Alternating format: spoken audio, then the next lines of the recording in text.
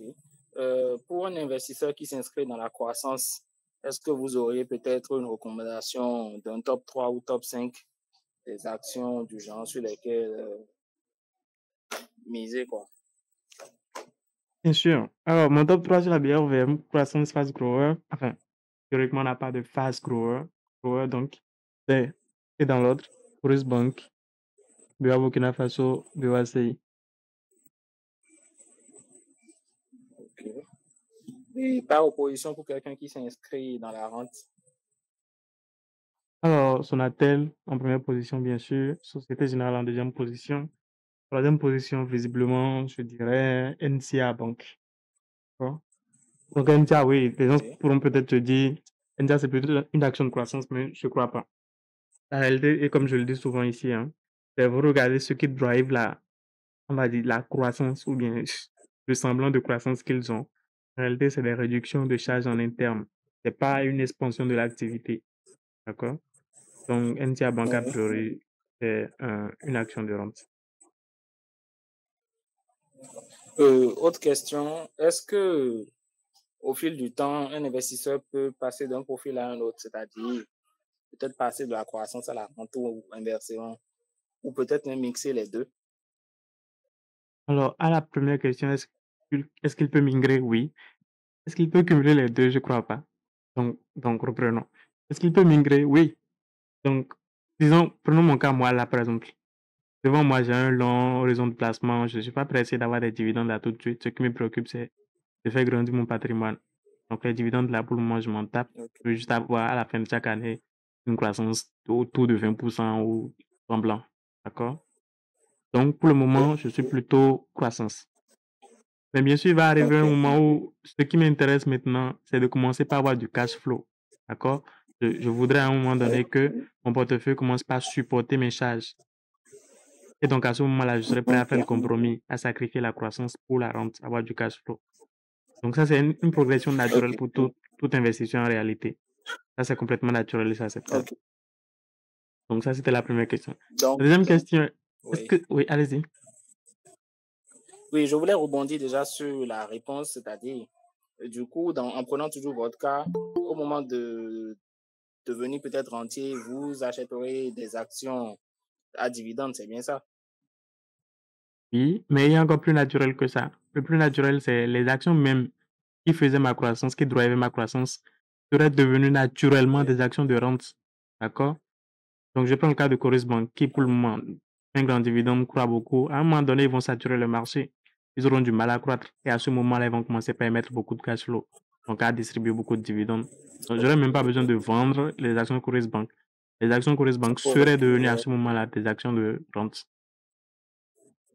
Ok. Donc, bon, enfin, ça, je n'en avais pas vraiment connaissance.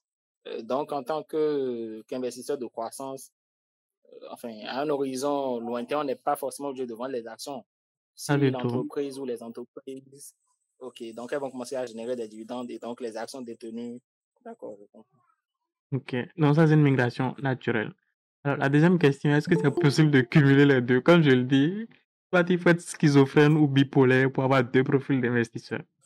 Moi, je ne crois pas aux gens qui me disent qu'ils peuvent, qu'ils peuvent avoir fait du trading et du long terme. C'est du pipeau. Ils se mentent tout simplement à eux-mêmes. Donc, soit ils ne sont pas complètement honnêtes, soit ils ne savent pas. Soit ils sont pas honnêtes, d'accord? Soit ils sont ignorants. Donc, c'est pas possible. Bon, peut-être En fait, que c'est des traits de oui, personnalité. Quelqu'un qui est orienté long terme est juste orienté long terme et naturellement. Il y a même un investisseur, comment il s'appelle déjà? Alors, j'oublie souvent son nom. J'ai oublié son nom, ça me reviendra sûrement. Il dit, les gènes, lui il parle carrément de gènes. Il dit, pour faire du value investing, c'est des gènes qu'il faut avoir. Et soit tu les as, soit tu ne les as pas tout simplement. Donc, c'est une question de, est-ce que je peux me priver sur le court terme pour jouir sur le long terme? Il y a des gens qui en sont naturellement incapables. Ils doivent juste là, tout de suite gagner de l'argent ou non, c'est qu'ils décident que ça ne marche pas en réalité. Et dans le même temps, il y a des gens qui sont prêts à patienter que ça tombe goutte à goutte, que ça s'accumule lentement, c'est récomposé, et qu'ils comprennent naturellement, quoi. Tu n'as même pas besoin de beaucoup leur parler. Et d'autres ne le sentent juste pas. Ils ne sont juste pas orientés comme ça. Donc, c'est pas possible qu'on vienne nous dire ensuite que non, on peut faire les deux. C'est pas vrai. C'est un trait de personnalité. Soit tu l'as, le trait, soit tu ne l'as pas, tout simplement. Ok, bon, je suis d'accord. Mais après, je me dis que ça peut être dû à certaines circonstances de la vie, dans le sens où peut-être que tu avais adopté une stratégie de croissance et puis à un moment, bon, peut-être que tu as une situation dans ta vie, je sais pas, peut-être que tu es devenu parent ou quelque chose du genre. Et donc, bien vrai, il faut penser à demain, mais aujourd'hui aussi, il faut assurer le quotidien. Donc, peut-être que tu te dis, tiens, je vais rapidement aussi me lancer dans du trading, soit d'avoir du cash frais, ce genre de choses, quoi. Et donc ça, on est d'accord que c'est une contrainte qui vient s'ajouter. Ce n'est pas ton trait de personnalité qui a Bon, changé. bon, oui, oui, bon, c'est vrai, c'est pas faux. Voilà. Ok, oui, c'est vrai. Ok. Alors, je vois monsieur Joris qui a levé la main. Ah oui, je voulais juste dire, si quelqu'un dit qu'il fait les deux, peut-être que là, il faudra lui demander s'il fait ça lui-même. Peut-être qu'il-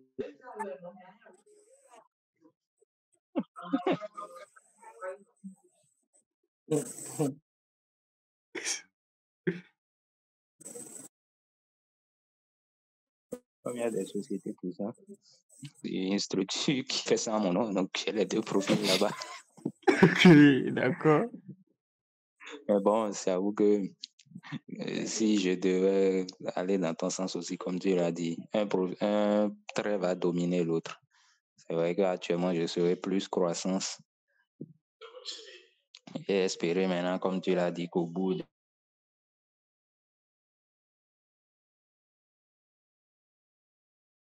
Alors, est-ce qu'il y a d'autres questions? N'hésitez pas.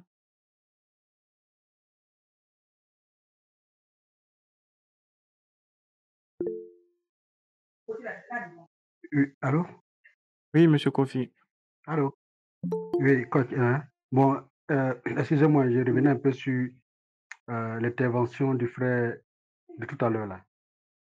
Entre euh, donner son compte pour gestion, avoir un compte sous gestion et gérer soi-même son compte, qu'est-ce qui est profitable, qu'est-ce qui est conseillé?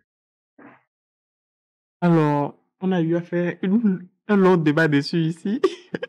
Alors, donc, moi, mon avis personnel, c'est que c'est toujours mieux si vous gérez votre patrimoine vous-même. D'accord? Comme ça, vous êtes sûr que c'est aligné avec vos objectifs et avec votre profil d'investisseur. Ça, c'est mon avis à moi. Maintenant, de l'autre côté, il y a des gens qui ont dit que oui, les SDI n'ont peut-être pas d'obligation de résultat quand ils gèrent votre compte, mais derrière, ils ont quand même beaucoup de comptes à rendre à l'autorité de régulation et consorts. Donc, leur obligation, ce n'est peut-être pas envers vous, mais envers l'autorité, ils ont des obligations et consorts. Bon, ça, je peux comprendre, même si je ne sais pas exactement quelles obligations ils ont de l'autre côté. Toujours est-il qu'envers vous, ils n'ont aucune obligation. Donc, c'est un peu mitigé. Mais moi, mon avis personnel, c'est clair. Je ne laisserai pas mon argent dans les mains de quelqu'un d'autre pour que cette personne se mette à gérer ça pour moi.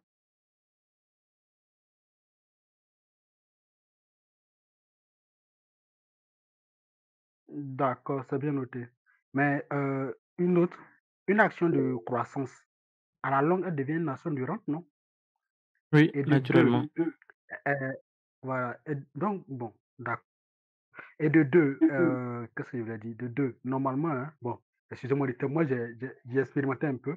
Tu peux, tu peux, euh, tu peux avoir deux stratégies, une stratégie de croissance et peut-être une stratégie de trading ou bien une stratégie de trading et une stratégie de rente. Tu peux mixer les deux, soit sur un portefeuille ou bien avoir deux comptes différents. Et puis, mais toujours est-il qu'il faut se former pour avoir véritablement les outils nécessaires pour pouvoir faire cela, quoi. Voilà. Sinon, on peut mixer les deux. Voilà. Moi, Ok, sans véritablement, sans problème. Voilà. d'accord. Alors, j'ai vu, il y a Monsieur Wolf qui levait la main tout à l'heure. Oui, enfin, je levais la main, c'était pour rebondir sur le, la gestion de compte par les GI là directement, en fait. Oui, En fait, moi, ma préférence, c'est peut-être une gestion personnelle. Parce que je crois qu'au-delà du fait qu'ils aient des comptes à rendre là, il il y a aussi le fait aussi que leurs intérêts peuvent aller dans un sens, en fait. Par exemple, supposons qu'ils ont un gros portefeuille et, par exemple, l'action veut, je sais pas, hein, en même temps, je voudrais comprendre, l'action veut chuter. Ils savent que l'action va chuter, par exemple, ils peuvent renforcer leur portefeuille et même prendre le capital des autres pour renforcer le portefeuille. Je sais qu'il y a déjà eu ce genre de cas-là en Europe Ah où, oui, par exemple, si Coris Bourse, vous laissez par exemple la gestion de votre compte au trader de Coris Bourse, par exemple, et que Coris Bank va chuter, il est clair qu'ils seront plus enclins à utiliser, à acheter des actions pour pouvoir peut-être maintenir le cap ou bien même surperformer en fait. Je dis ça, je ne suis pas sûr de la véracité des faits. en même temps, je crois qu'avec l'autorité de régulation, ils doivent avoir des instructions, des tests qui empêchent ça. Donc, si ça a été fait ailleurs, je crois que c'est sûrement une fraude, d'accord? En tout cas, c'est pas légal, pas normal. Puisque ce que je veux dire, ils sont libres d'acheter ce qu'ils veulent, de vendre ce qu'ils veulent. Mais C'est pas ça? d'avoir Après, une stratégie, comment dire, intéressée comme ça. D'utiliser l'argent des clients pour acquérir des actions de leur côté à bas prix. non, non, ce que je veux dire, par exemple, c'est, je sais qu'au moment de donner la gestion au gestionnaire, là, il te demande un peu quel type de profil tu as, quel genre de portefeuille tu voudrais avoir. Mais ce que je veux dire, c'est, je prends mon cas, je suis un gestionnaire, j'ai un portefeuille à, s- à 1 milliard et un autre portefeuille, par exemple, à 500 millions. Je crois que mon profil personnel peut déterminer, en fait, le genre d'action que je vais poser, en fait, avec les deux portefeuilles. Oui. C'est pourquoi je préfère toujours, je crois que la première des choses à faire, c'est toujours peut-être de se former, d'être,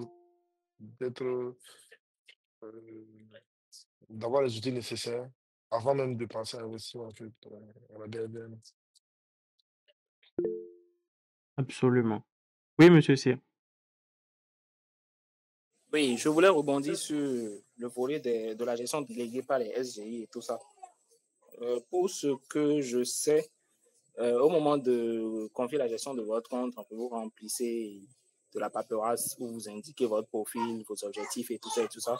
Et donc, c'est en fonction de ces paramètres qu'ils prennent des décisions par rapport à votre argent. Donc, si par exemple vous indiquez que vous êtes un investisseur prudent ou équilibré, donc si par exemple vous avez 50 000 sur votre compte et que vous souhaitez investir sur telle action ou qu'il vous propose d'investir sur telle action, c'est-à-dire qu'on va peut-être utiliser la moitié du capital disponible pour acheter les actions en question et l'autre moitié restante va être réservée pour des obligations.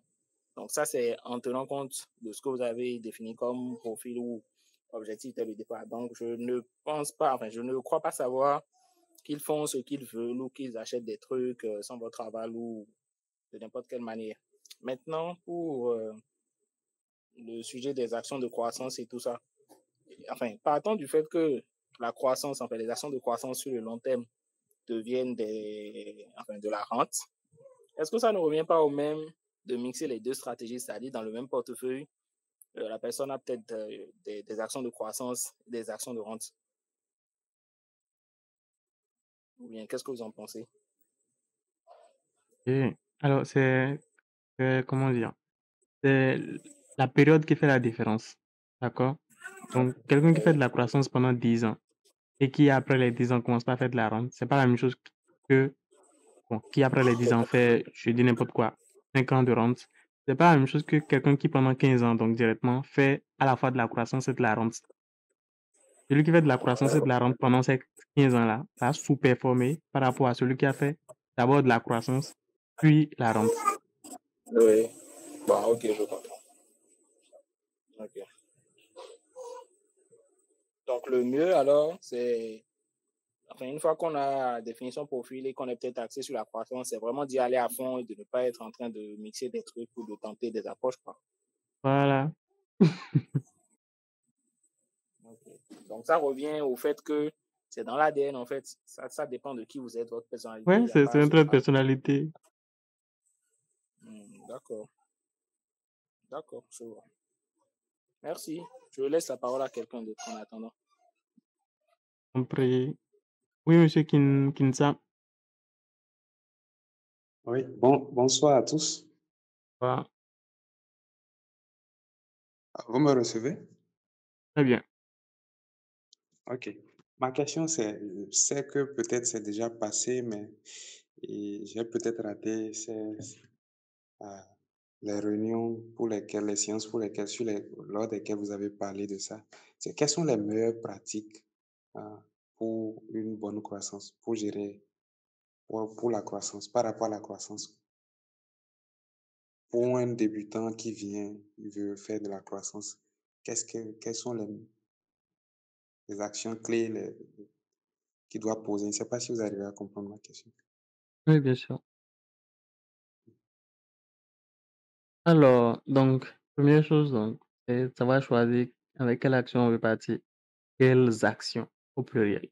Et donc, ça suppose qu'il faut à un moment donné se diversifier naturellement. Donc, savoir quelles actions. Et comment vous savez de quelles actions partir pour faire de la croissance? Bah, vous voulez nécessairement, évidemment, des actions de croissance. Comment vous les reconnaissez? Le résultat net qui est en pleine croissance. Donc, fast grower, par définition, c'est une croissance supérieure ou égale à 20%. D'accord? Donc, une croissance du résultat net. Généralement, la période qu'on prend, c'est sur les 5 dernières années. Première chose. Seconde chose, vous voulez vérifier que cette croissance-là est drivée par la croissance du chiffre d'affaires, pas des réductions internes de coûts, comme c'est en train de se faire avec NTA Bank là. NTA Bank, c'est en interne, ils sont en train de faire des économies, si on peut dire ça comme ça. Et c'est ça qui fait que le résultat augmente. Ce n'est pas qu'ils sont en train d'acquérir de plus en plus de parts de marché. Ouais, donc ça, c'est un fake fast grower. Ça a l'air d'un fast grower, mais ce n'est pas un fast grower. Donc, deuxième chose à laquelle vous voulez faire attention. Troisième chose, l'endettement. Vous voulez vous assurer que l'entreprise n'est pas en train de s'endetter à outrance pour supporter sa croissance. D'accord? Que l'endettement est modéré. Parce que même ça peut biaiser le taux de rentabilité que vous avez. Une entreprise qui s'endette beaucoup peut, on dit en anglais, on dit to inflate. En français, je vois pas. Ça peut, on va dire ça comme ça, exagérer sa rentabilité. Donc, on a l'impression que la rentabilité est grande, mais c'est faux. C'est à cause de l'effet de levier que la rentabilité est comme ça. Donc, vous ne voulez pas une entreprise qui est en train de s'endetter de manière exagérée pour pouvoir maintenir, supporter sa croissance. C'est très dangereux. Parce que le moment où on emprunte de l'argent de la banque, on est dans l'activité et qu'après l'activité ne marche pas comme l'activité déjà établie. Donc, je prends un exemple tout simple.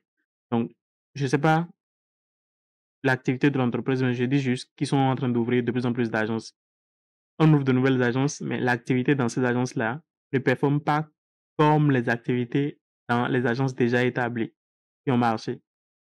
Alors qu'on a immobilisé de l'argent de la banque pour pouvoir lancer ces nouvelles agences. Qu'est-ce qu'on fait à ce moment-là? On voit que, évidemment, on est en train de perdre de l'argent sur l'argent de la banque. Donc, non seulement on doit rembourser la banque, mais pour faire ça, il faut puiser dans les autres agences qui sont déjà rentables. Là, il faut sortir le cash flow pour aller compenser pour les autres agences. Très, très négatif. Donc, oui, vous voulez vous assurer que l'endettement est maîtrisé. Voilà. Donc, ça fait trois choses fondamentales que vous devez vérifier. D'accord? Quatrième chose, et je l'ai dit d'emblée, c'est vous diversifier. D'accord? Dans votre portefeuille, vous ne voulez pas avoir une seule action de croissance, comme c'est le cas chez moi là actuellement, et je le dis ouvertement, c'est, comment dire, ma destination, ce n'est pas d'avoir une seule action, c'est j'en cherche d'autres. Je trouve une action qui s'approche des performances de courir, donc d'office, je vais en acquérir pour diversifier davantage. D'accord? Donc, vous diversifiez, quatrième point, très important. Alors, voilà déjà 4 points essentiels que vous devez vérifier.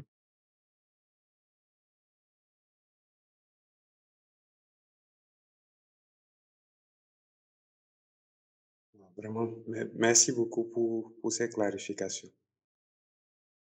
Je vous en prie. Alors, oui, monsieur Cyr. Par rapport à Coris Bank, d'après vos calculs, actuellement, sa valeur intrinsèque est estimée à combien? Alors, je vous le dis dans la formation.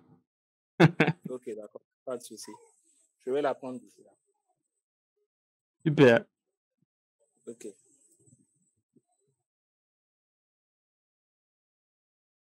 Alors, donc, offre très, très exceptionnelle. Ça vient de me passer par l'esprit. Dans le chat, je vais mettre un code promo. Et si à la fin de ce call, vous m'envoyez le code promo en inbox, par WhatsApp, donc, tout le monde ici a normalement mon numéro WhatsApp. Vous allez bénéficier sur la formation PRVM Masterclass d'une réduction de 20% en utilisant ce code promo-là. Exceptionnel. Pour uniquement ceux qui sont dans ce call-là. Donc, je suis en train de le mettre dans le chat. Si vous êtes intéressé, allez-y. Et voilà, c'est fait.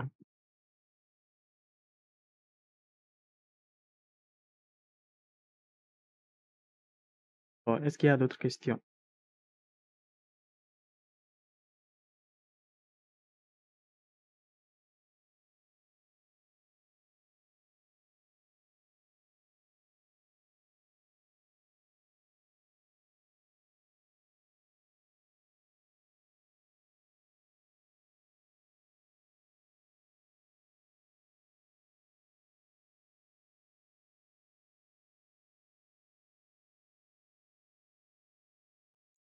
Excusez, hein, pour la formation, je sais pas, j'ai peut-être loupé quelque chose, hein. Est-ce que vous pouvez nous parler un peu de la formation en question? Merci. Alors, la formation BRVM Masterclass, ça se passe sur Classroom. C'est un ensemble de 9 modules normalement, mais je dis oui généralement parce que le dernier module, c'est une bibliothèque, c'est des livres. D'accord? Et donc, c'est des cours exercices. Donc, c'est du contenu que vous devez consommer. Et après, c'est des exercices que vous devez faire. Donc, des questions vous sont posées, vous allez répondre. Des calculs sont demandés, vous allez les faire. Ensuite, des conclusions sont attirées, vous allez les faire et ensuite prendre des décisions. D'accord? Donc, exactement comme vous feriez si vous étiez en situation réelle devant votre portefeuille, vous êtes intéressé par une action, qu'est-ce que vous devez faire? Exactement le même processus dans la formation. Donc, pour chaque module, vous avez à faire des exercices. Pour chaque sous-module, quand vous finissez tous les sous-modules d'un module, vous avez droit à une séance de coaching pour voir ce qui vous a posé difficulté, problème dans le module en question. Donc, vous aider à résoudre les problèmes et à avancer, commencer le prochain module. Et donc, comme ça vous fait 8 séances de coaching à cause des 8 modules en question. Voilà plus ou moins comment ça se passe. Donc, c'est sur Google Classroom. C'est en ligne.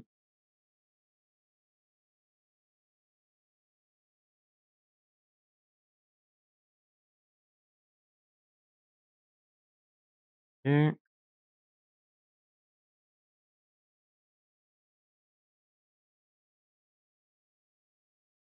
alors, est-ce qu'il y a d'autres questions?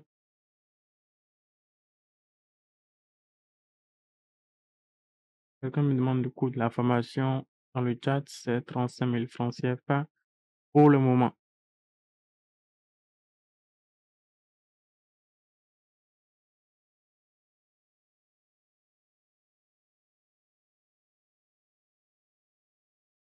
Bon, maintenant, comme je l'ai dit, avec le code promo que j'ai envoyé et qui n'est valide qu'aujourd'hui, d'accord? Si vous me l'envoyez à la fin de ce call-là, vous allez bénéficier d'une réduction de 20% sur le montant que j'ai mis dans le chat. Mais ce n'est valable qu'aujourd'hui et uniquement pour les gens qui sont dans ce call. Oui, monsieur Kofi? Coach, excusez-moi, que pensez-vous de l'action BOA Mali?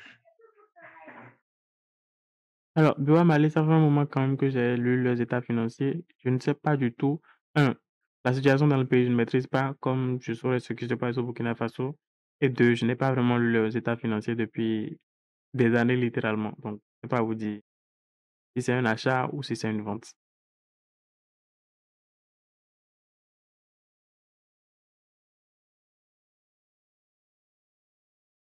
D'accord, c'est bien noté. Mais j'étais en train de chercher l'état financier du troisième trimestre de NCA là. Apparemment, quand j'avais vu ça la dernière fois, bon, il me semblerait que le chiffre d'affaires a évolué, hein, sur ces dernières années-là. Le chiffre d'affaires évolue. Mais bon, je suis en train de chercher, mais malheureusement, je ne l'ai pas sous mes yeux. Et alors, de combien il a évolué? C'est une évolution de 2 milliards pour un chiffre d'affaires qui est déjà de 50 milliards. C'est pas grand-chose.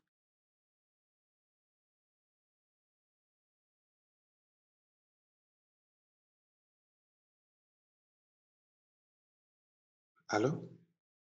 Oui, monsieur Loge. Je voulais savoir comment vous arrivez à savoir que l'entreprise connaît une croissance réelle et que c'est pas des diminutions de charges à l'interne. Parce que sur les rapports là, je ne vois pas là où c'est vraiment mentionné comme ça. Ok. Alors, on prend le cas du NCA par exemple. Donc, bon, faisons-le. Je vais essayer de partager mon écran. Vous me direz si vous voyez mon écran.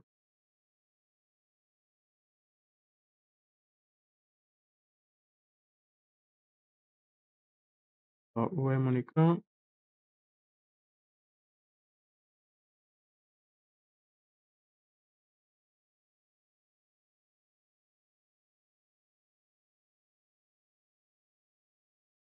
Ulrich, vous voyez mon écran?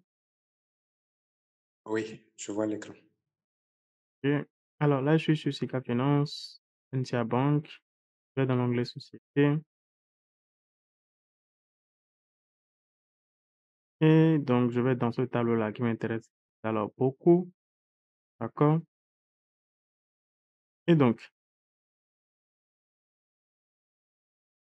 voilà. Où est cette ligne-là, résultat net? Où est le résultat? Le résultat, c'est qu'il a bondi. Donc, on est passé de 13 à 34. Yeah, très conséquent. Mais dans le même temps, où est le chiffre d'affaires? Nous avons des croissances de 13, 7%, 4%, ça revient à 13. Ça n'a rien à voir avec cette... Regardez la... la performance que nous avons ici. C'est une performance de 229%, 36%. Bon, là, ça a un peu stagné. Donc, c'est ça que je veux dire. Et vous pouvez voir ici où le mieux, on va prendre une calculatrice, on va calculer, on sera encore plus convaincu. Calque.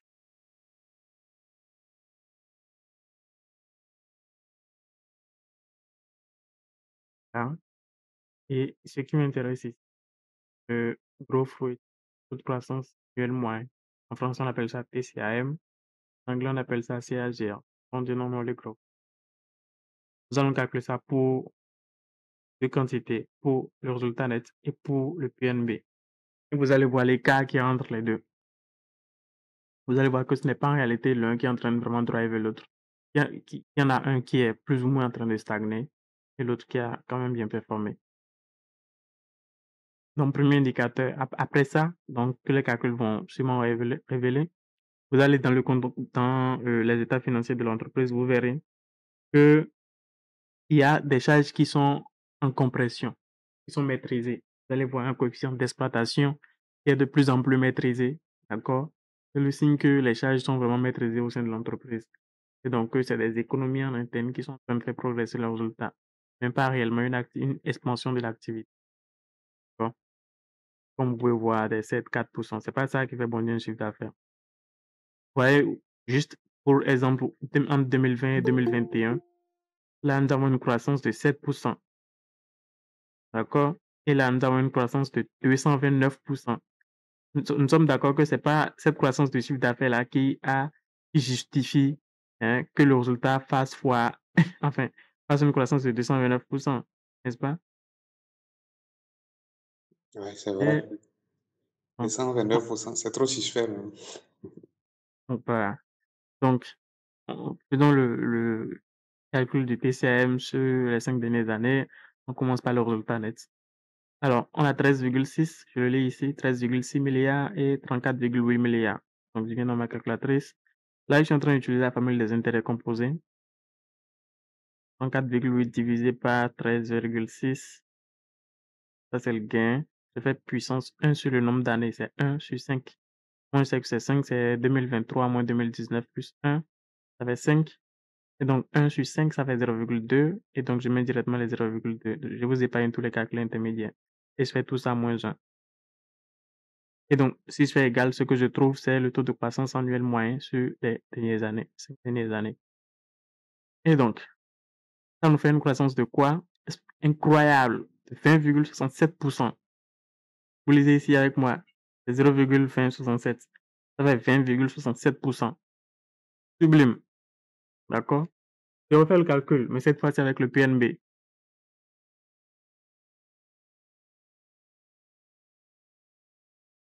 Alors, et donc, les deux quantités qui nous intéressent ici, en début de période, c'est 63,1. Arrondi. Bon, ok, d'accord. Prenons tout pour être plus précis parce que le 5, il est un peu trop au milieu. Soit 63,150, 91,002 milliards. 91,002 divisé par, alors, comme on l'a dit déjà, 63,150. Alors, je vérifie encore une fois.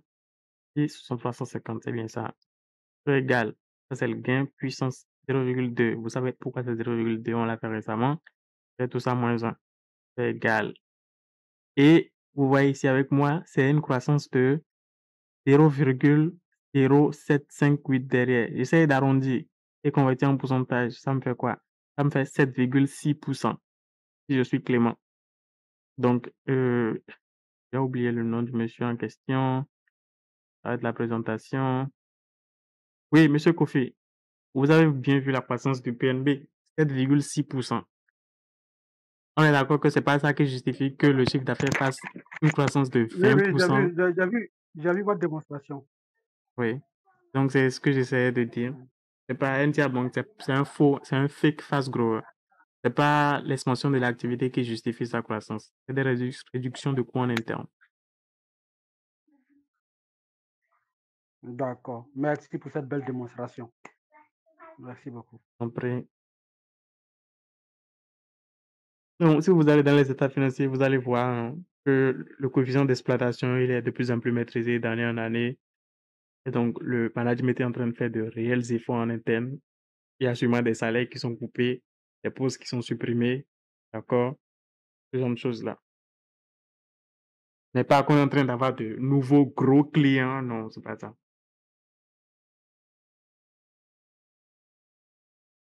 Bon, maintenant, récemment, il y a quelqu'un qui a mis dans le groupe, il y a un projet d'habitat, de nouvelles habitations qui sont construites par l'État et qui sera financé par NTA Bank. Ça, c'est une bonne nouvelle. D'accord? On verra dans les prochaines années comment ça impacte le résultat et le PNB de NTA Bank.